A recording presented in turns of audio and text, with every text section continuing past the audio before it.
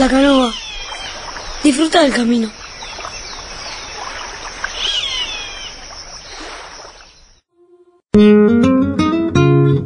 Nacido en la rueda de un fogón, es amigo fraterno que invita a la conversación. Nuestro mate con bombilla está pronto para alegrar esta reunión. Sencilla. Hoy tomamos un mate con Laura Gabay.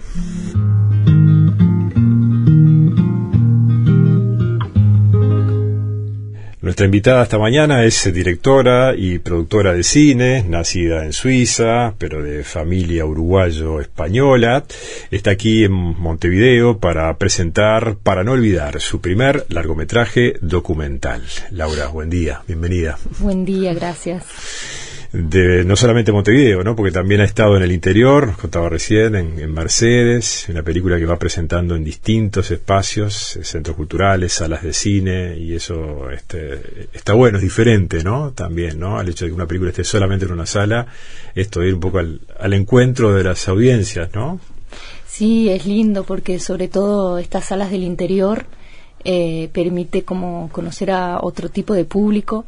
Y bueno, para mí también conocer un poco el país. Claro, una linda excusa.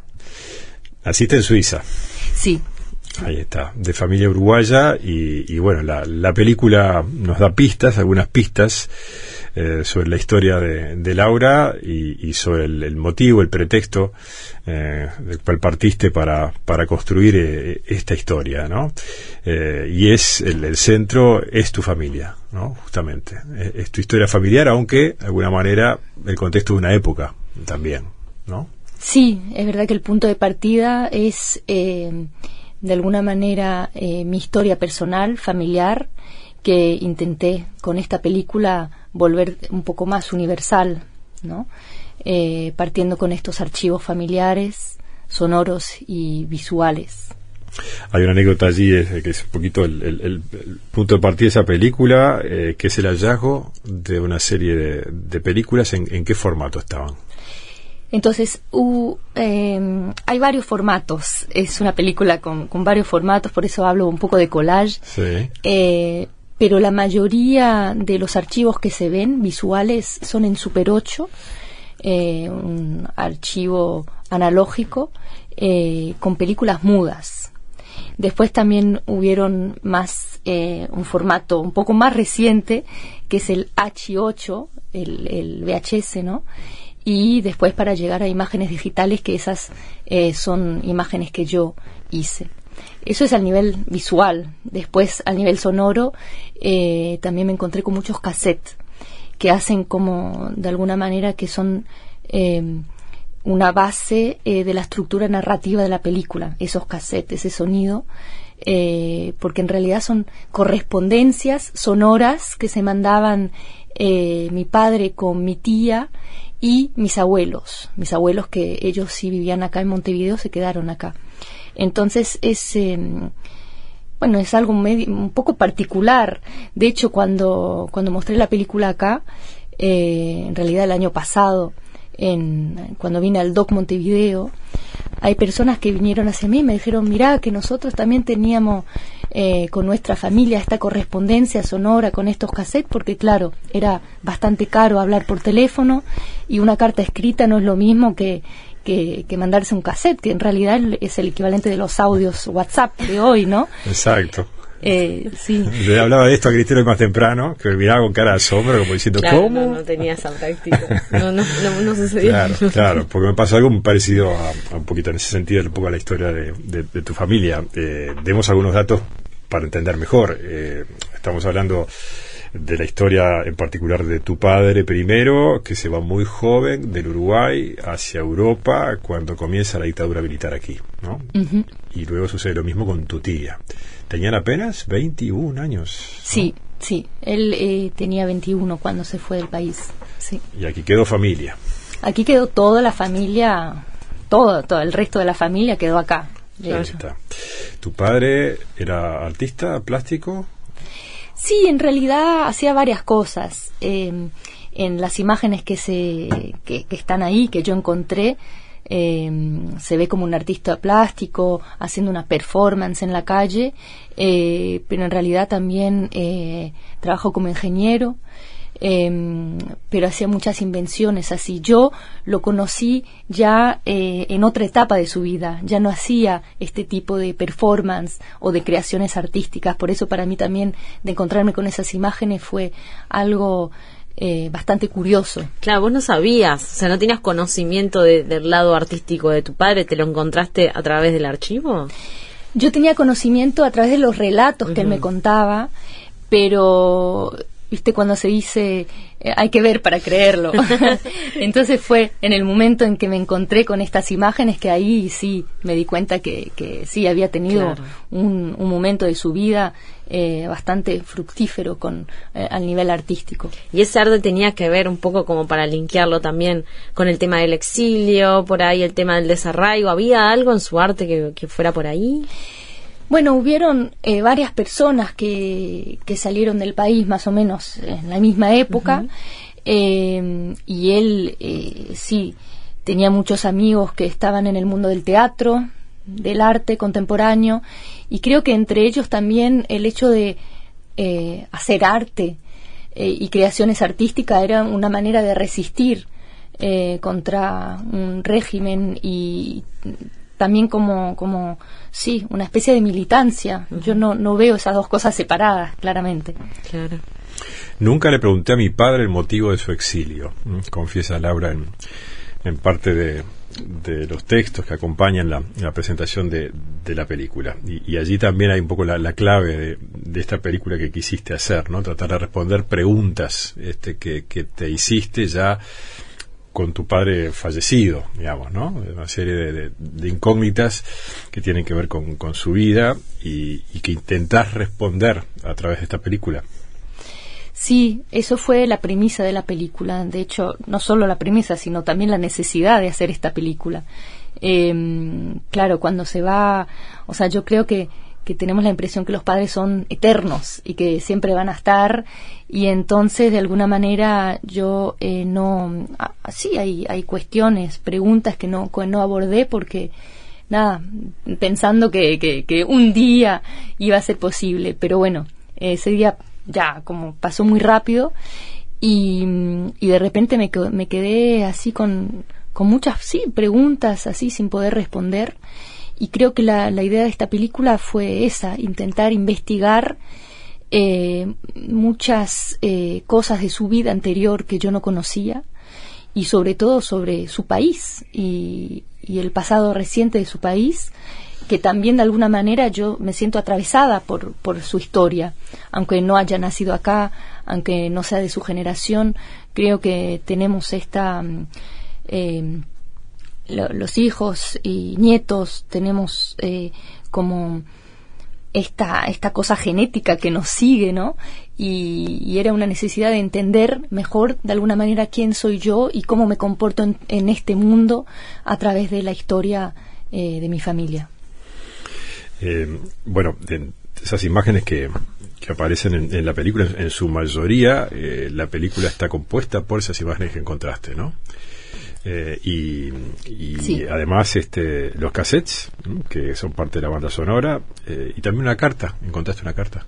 Sí, bueno, como decía antes, hay varios materiales que fui construyendo, que en realidad son materiales que entre sí no corresponden, como las imágenes Super 8 que son mudas.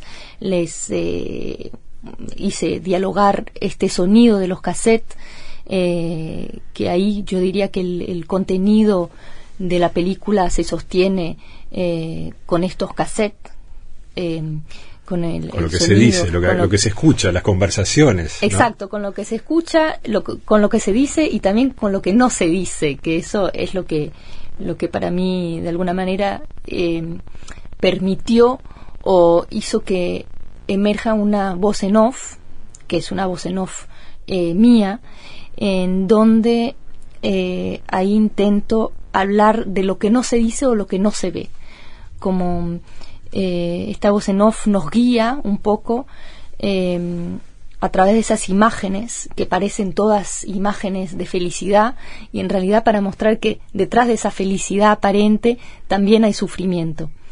Y bueno, y otro elemento importante es la música, porque había mucha música en esos cassettes que me encontré. No solo había palabra, y sobre todo música que mi padre grababa de una radio que ya no existe más, que se llamaba Gardel FM, y él grababa mucha música, y después cuando volvía a Europa se pasaba los días escuchando esos cassettes. Entonces es también música que yo estuve escuchando desde mi infancia, y bueno, a él le gustaba mucho Piazzolla,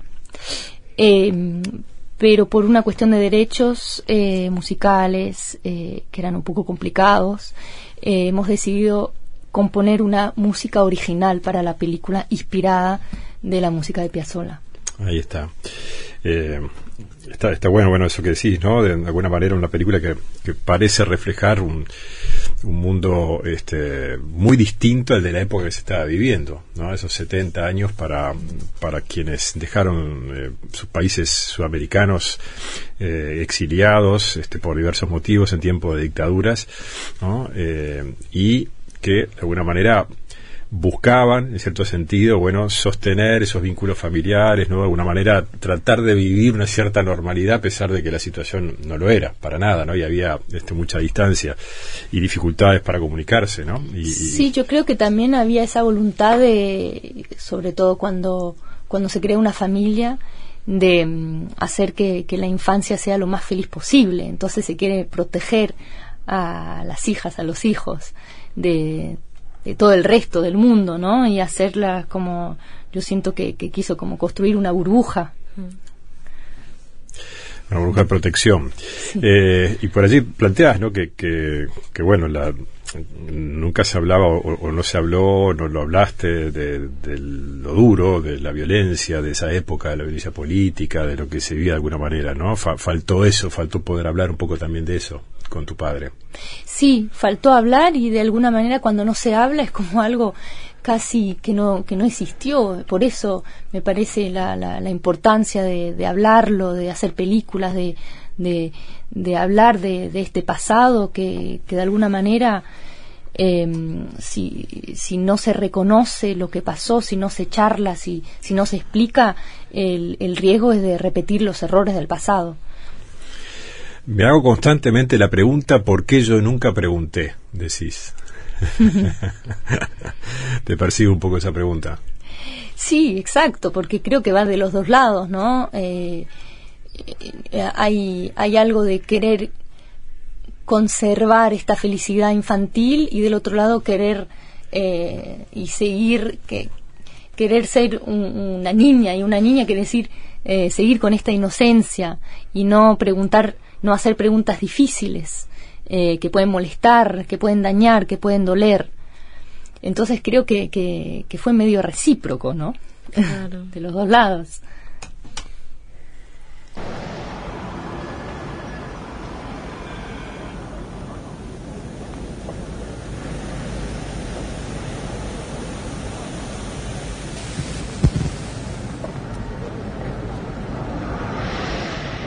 Ahí estás tú, recién llegado a Europa.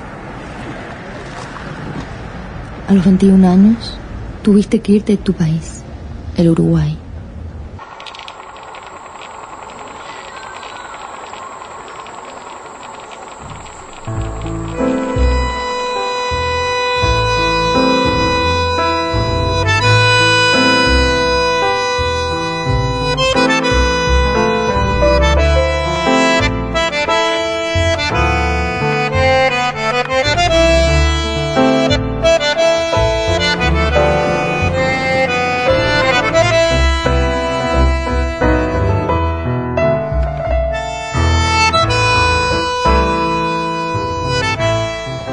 Cuando yo nací, la dictadura acababa de terminar. Tu padre, mi abuelo, acababa de morir. No te pudiste despedir de él. Solo hoy puedo comprender lo que eso pudo haber significado para ti.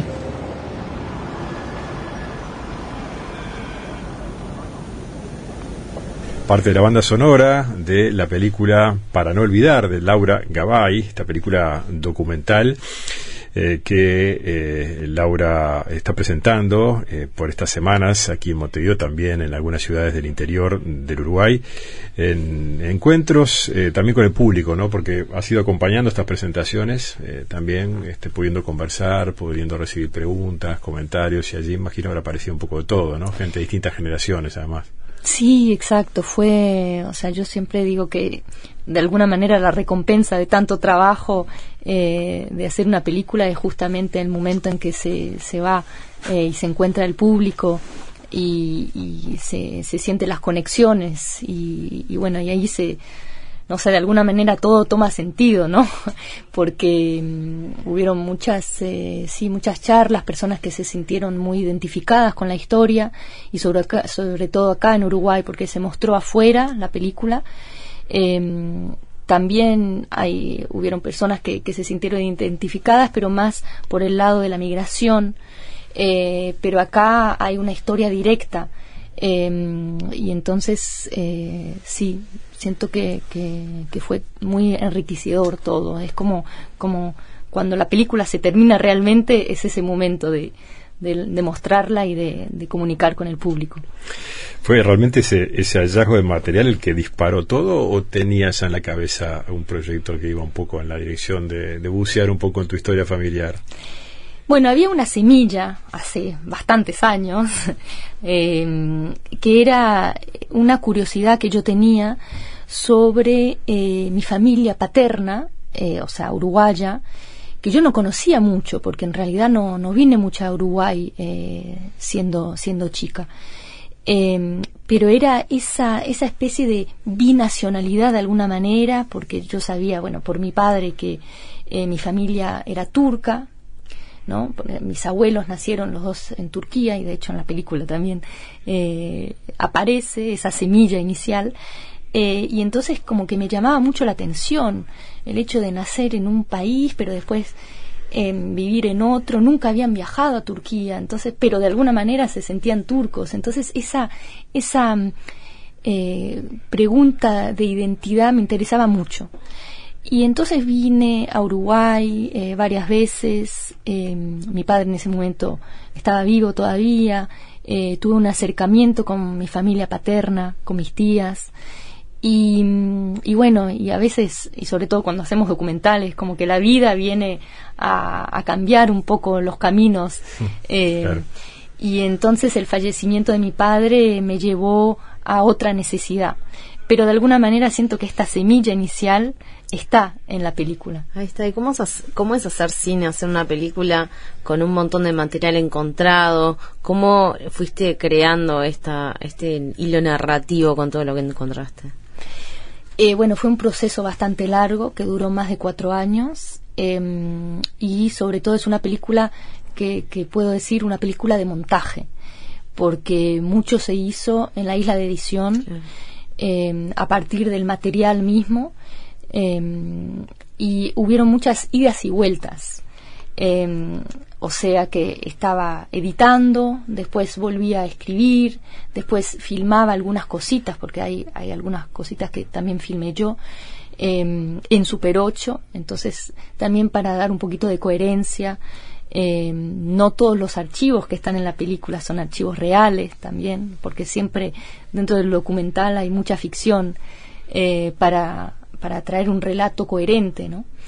Entonces sí, fue un trabajo también. A un momento dado yo empecé a editar sola, pero me di cuenta que no podía porque no tenía esa distancia suficiente, entonces empecé a editar con un editor, Damián Plandolit, que permitió tener este diálogo y esta distancia con el material para volverlo de alguna manera más universal, ¿no?